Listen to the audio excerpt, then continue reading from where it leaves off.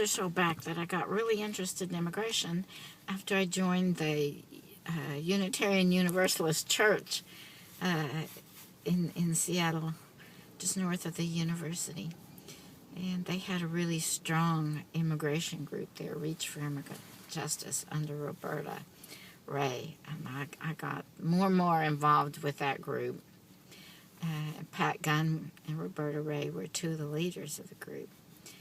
So when I had a chance to become the convener for the immigration issue for the Northwest UU Justice Network, I couldn't take it on because I was going to spend two months in Nicaragua studying my Spanish, but they didn't have anyone else to be a convener. And that's when I asked Pat if she'd like to be a co-convener, and the two of us together could make that year's worth of work happen. She said yes, so we worked together as conveners, getting people involved. And our very first meeting, Gay Shy was the member of the first group who had been for 18 months visiting a young woman in the detention center. Had a very dramatic story to tell about it, and she wanted to see about what we could do to have a better visitation program. I'm very much convinced that people whose lives are totally disrupted by being detained need all the help they can get, and sometimes they get enough to suffice from their families, but many of these people don't and can't.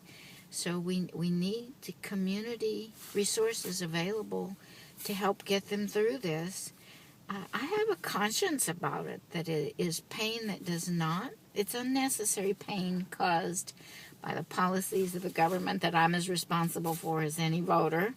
And it is just a matter of conscience for me. I'm part of the system that causes this unnecessary pain, and it is part of my job to find some way to make the pain less, to fix it to the extent that I can. So I'm interested in legislation in various routes to improvement.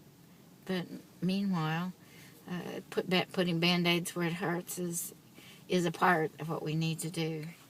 My name's Catherine Nile, and I'm here today to go through the facility. I've just been involved. I just moved to Seattle 5 months ago from Phoenix. I was involved in immigration advocacy with the UU Church down there. And I really got into it in an odd way. I was actually going to the legislative session where they approved SB 1070, and I didn't really know very much about it. I was just going to talk about transplants because I had one, and Jan Brewer was getting rid of transplants, so I went to go speak about that.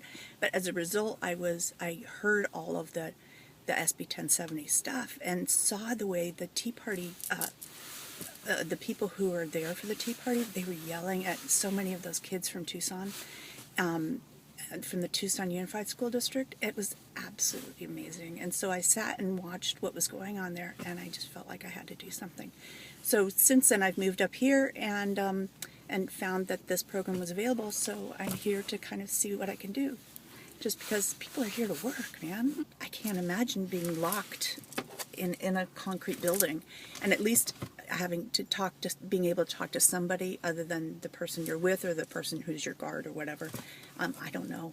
What can I provide? I could give them food. I could bring them books. I don't know. I just think that it is a matter of conscience, and this is being done, as Barbara said, in our name.